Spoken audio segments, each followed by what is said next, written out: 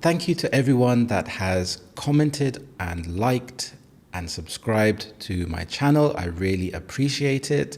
And I wanted to give a shout out to people that have commented on my video in the last month. You will see the names popping up below. So once again, thank you so much for your support. And if you like these videos, remember to give them a like. Thank you so much.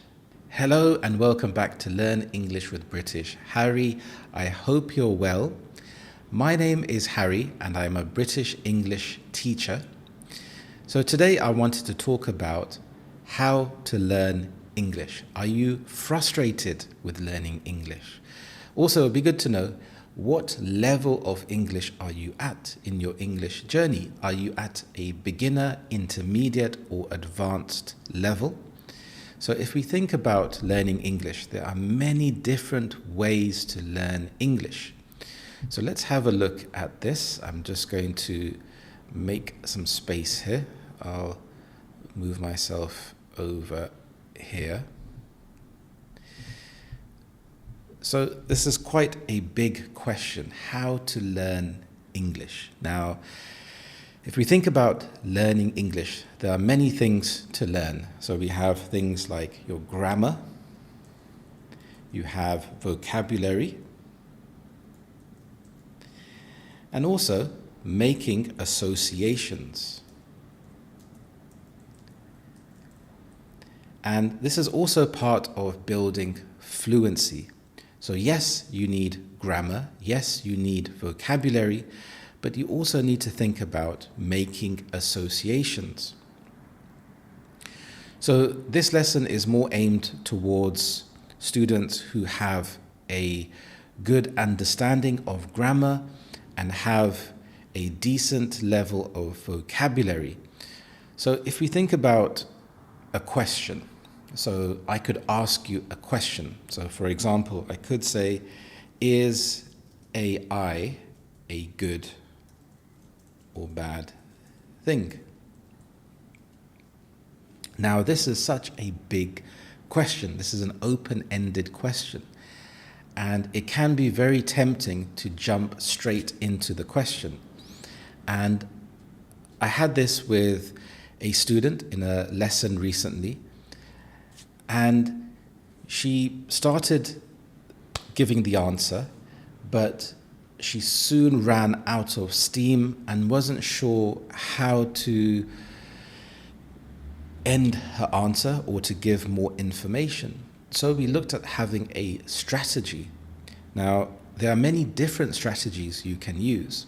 One is to approach this with the pros and the cons. So a very nice phrase, a linking phrase you can use is on one hand. So on one hand, something, but on the other hand, something.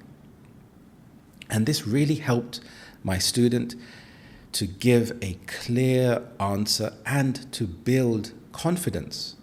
So for example, on one hand, AI could be bad because, and then you can give your answers, but on the other hand, it could be good because. And we can add other linking structures into this. So we can give a list. So for example, on one hand, AI could be good because firstly, it can be used to help us in our lives. Secondly, it can help us to learn things quicker. But on the other hand, it could be bad because it can lead to us being lazy. Secondly, it could be bad because it has more power than humans. So this is just an example. So this can help with thinking on the fly. And it's really good practice to think about this structure. So on one hand, and also notice how I use the modal verb could.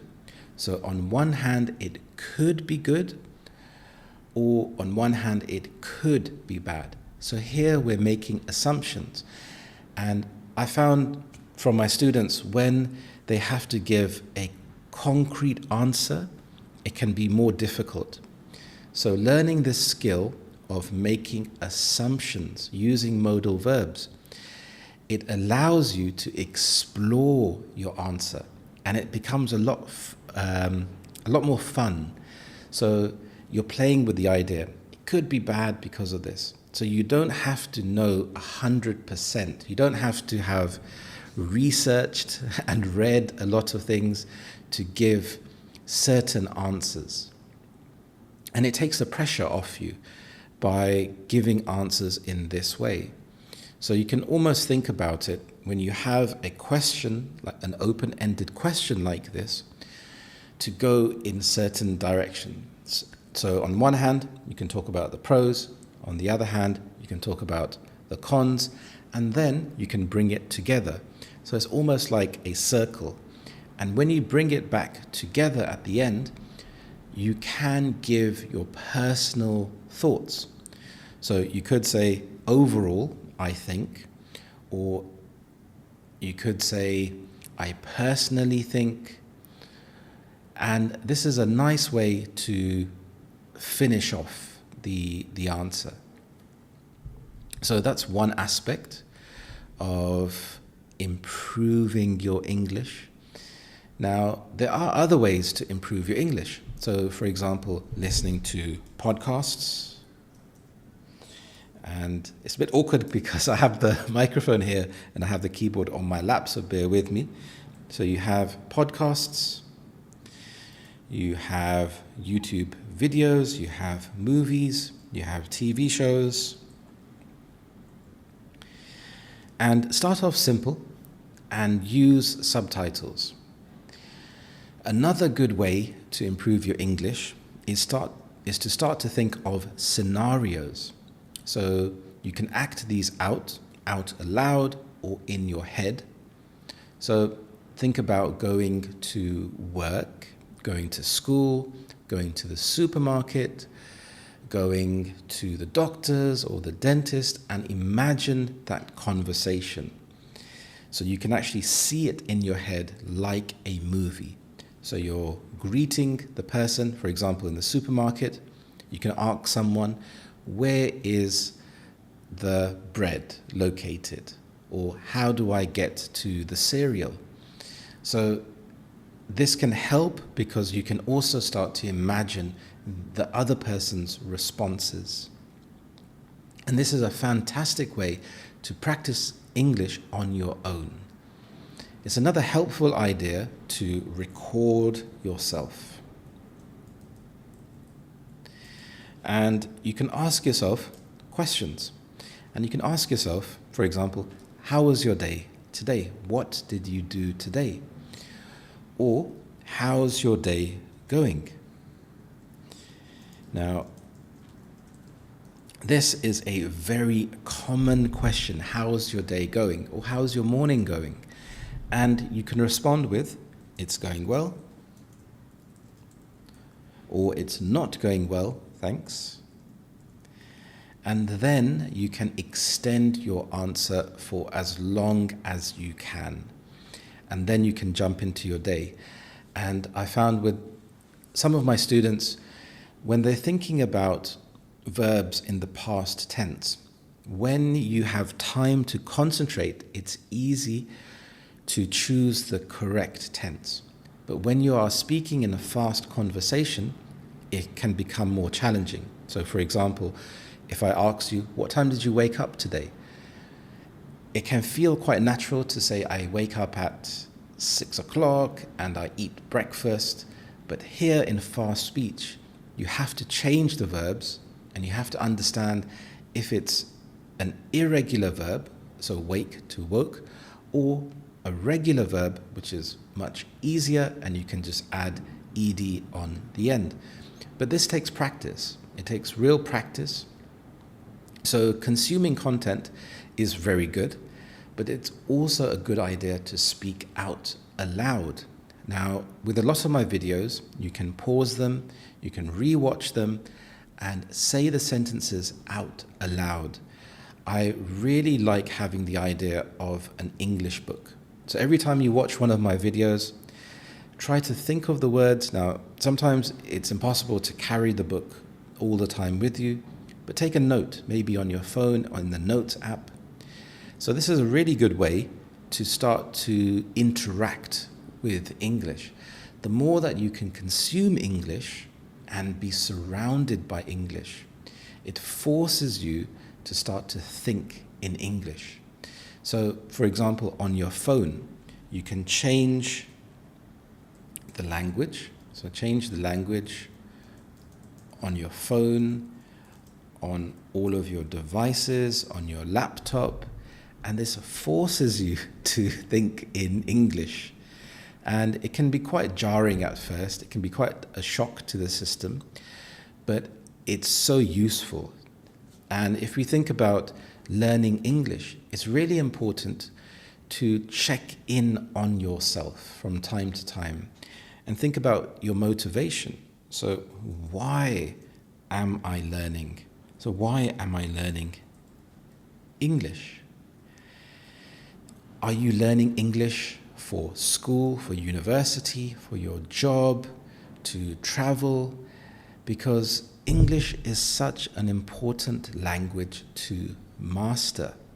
Now, I think it's fun when you can learn about the culture. And from my perspective, I am British. I was born in London, England, and I have a lot of knowledge about the UK culture. And I think it's very helpful to learn about the culture as well. So not just learning the vocabulary in isolation. This helps you to understand why people say things in the way that they do. So this is very important. And in my lessons, I try to incorporate aspects of English culture and British culture. So understand your why. This can be very powerful in motivating you to improve your English. And think about, how do you consume English? So watching my videos, reading news articles, writing and reading, I think is very powerful. Reading especially is really important because it can start to improve your vocabulary as you see words in context. So if you learn the word, it's important to put this into your active memory. Try to make a sentence. If you learn an idiom, try to put that into an actual sentence and start to think about it over the course of your day. So when it comes to thinking in English,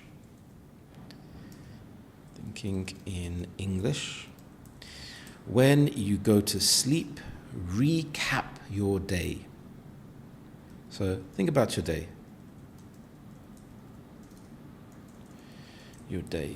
Ask yourself that question. So you're lying in bed, you're ready to nod off, you're exhausted, but take a few seconds to ask yourself, what did I do today? And try to go into as much detail as possible. And normally before you finish, you would have fallen asleep. But this is really good practice to think about your day, and you can start to have a conversation. Then when you wake up in the morning, plan your day. Think about, what are you going to do today? And this is such an amazing exercise because you can take it up in levels, and you can start from a beginner level. So for example, I will go to work, I will go to the shops. Then you can make it more advanced. I may go to the shops today if I have enough time, but I have to go to the gym, so I may order online. So this can become a really interesting way to start to have a conversation with yourself. So we can think about having categories, which can be very helpful. So we have our scenarios, we have our different categories. For example, with business English, we can have categories for meetings, presentations, emails, making small talk. We can also do this in our everyday lives. Think about your hobbies and interests.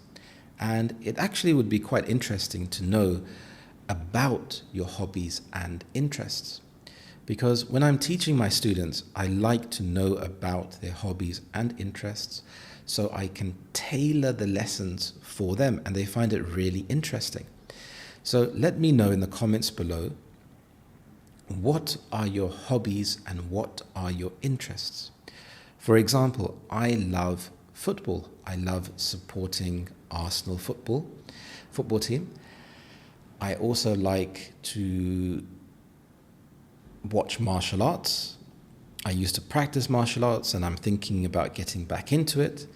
But at the moment, I'm focusing on going to the gym and I'm really enjoying the gym. I don't particularly like going to the gym because I can procrastinate, but I like the feeling when I finish the workout. It feels amazing because I can track my progress. I like reading books and I like spending time with my family and going for walks. So in the comments below, let me know your hobbies and your interests. And you can be a bit more specific. And if you like watching movies, let me know about your favorite film in the comments. So for example, I could say, I love watching movies. In particular, I love the movie The Matrix. So here it's really nice because we can go more detailed into the answer that we give. So these are just some small ways to start to improve your English very quickly. Now, I've created a free ebook for you, and this contains 5 brilliant tips to help you to start to improve your English straight away. You will find the link to download the ebook in my description below. To keep improving your English, watch this video next.